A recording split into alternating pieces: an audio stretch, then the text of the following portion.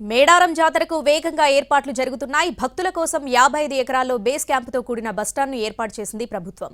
ఒకేసారి 30,000 మంది క్యూ లైన్లో ఉండేలా బేస్ క్యాంప్ ఏర్పాటు చేశారు. ఇక అక్కడి నుంచి మరింత సమాచారాన్ని మా ప్రతినిధి రాధిక అందిస్తారు. పేరొందిన సమ్మక్క సారాలమ్మ జాతర ఈ నెల 21వ తేదీన ప్రారంభం కాబోతుంది. ఆర్టీసీ ఎట్లాంటి ఏర్పాట్లు చేసింది? మనతో పాటు మాట్లాడడానికి ఈడీ రఘునాథరావు గారు ఉన్నారు. సార్ చెప్పండి, జనరల్ గానే సమ్మక్క సారక్క జాతర అని అంటే ఆదివాసీల్లో అతిపెద్ద జాతరగా చెప్పుకుంటాము. ఇక్కడికి భక్తులు కూడా లక్షల్లో, ఇక్కడికి ఒక రోజులోనే 9 లక్షలకు పైగా మనకి గతంలో వచ్చిన ఎక్స్పీరియన్సెస్ కూడా ఉన్నాయి. సో ఇప్పుడు ఎట్లాంటి ఏర్పాట్లు చేయడం జరిగింది ఆర్టీసీగా? ప్రతి 2 ఏళ్లకు ఒకసారి జరిగే శ్రీ సమ్మక్క సారలమ్మ జాతరలో పాత్రలో ముఖ్యంగా ఆర్టీసీ గణనీయమైన పాత్ర పోషిస్తూ ఉంటుంది. ఎప్పుడు కూడా మహాలక్ష్మి స్కీము ఉండడం వల్ల, స్త్రీలకు ఉచిత ప్రయాణం ఉండడం వల్ల ఎక్కువ వస్తారన్న అంచనాతోటి దాదాపు 30-35 లక్షల ప్రయాణికులు అదనంగా వస్తారని చెప్పి ఒక అంచనా ఉంది. దానికి అనుగుణంగా కూడా ఆర్టీసీ టోటల్గా మనం ఇన్ఫ్రాస్ట్రక్చర్ డెవలప్ చేసుకోవడం జరిగింది.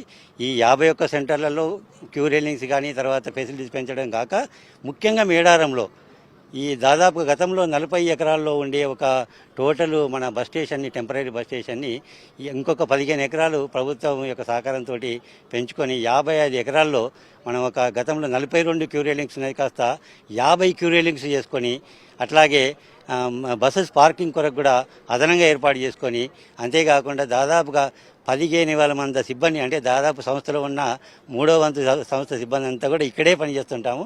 దాదాపు ఈ ఆదివారం నుంచి మళ్ళీ వచ్చే ఆదివారం వరకు వారికి కూడా సరి అయిన సౌకర్యాలు, భోజన సౌకర్యం కావచ్చు, ఉండడానికి అవకాశాలు కావచ్చు, ఇవన్నీ కూడా మంచి ఏర్పాట్లు చేస్తూ బస్సులు కూడా ఎక్కడా ఫెయిల్ కాకుండా మంచి ప్రయాణికుల సౌకర్యమైన ప్రయాణం జరగాలని చెప్పి మంచి మెయింటెనెన్స్ ఫెసిలిటీస్ ఇవన్నీ కూడా ప్రొవైడ్ చేయడం జరిగింది. సార్, జనరల్గా మేడారం జాతర అనంటే మనకి కిలోమీటర్ల మేర ట్రాఫిక్ ఎక్కడికక్కడ స్తంభించిపోతుంది. ప్రైవేట్ బస్సులు అయితే కొన్ని కిలోమీటర్ల దూరంలోనే ఆపేస్తారు. మనకి ప్రభుత్వ రంగ సంస్థ అయిన ఆర్టీసీ బస్సులు మాత్రం గద్దెకు చాలా దగ్గర వరకు వస్తున్నట్టుగా తెలుస్తుంది.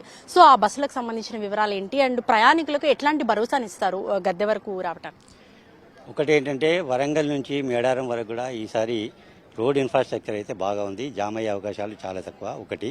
రెండవది ఏంటంటే, పస్రా నుండి ప్రైవేట్ వెహికల్స్ వేరే రూట్లో నార్లాపూర్ రూటుకు పంపడం జరుగుతుంది. ఆర్టీసీ బస్సెస్ మటుకే పసరా నుండి తాడ్వాయి మీదుగా మేడారంకి, అది గద్దెలకు దగ్గరగా ఉన్న బస్ స్టేషన్కు తీసుకురావడం జరుగుతాయి. కాబట్టి ఎక్కువ మంది ప్రయాణికులు బస్సులో ప్రయాణించడానికి ఇది ఉంటుంది. ఓన్లీ ఆర్టీసీ బస్సులే ఉంటాయి కాబట్టి మా డ్రైవర్లంతా చాలా నిష్ణాతులు, తర్వాత డిసిప్లిన్తో ఆపరేట్ చేస్తారు. కాబట్టి ఇక్కడ మనకు ఎలాంటి జామ్ అయ్యే అవకాశం లేదు. గతంతో పోలిస్తే ఈసారి మహాలక్ష్మి పథకం కూడా ఉంది కాబట్టి ఎంత మేర మనకు భక్తుల సంఖ్య పెరిగే అవకాశాలు ఉన్నాయని మీరు అనుకుంటున్నారు?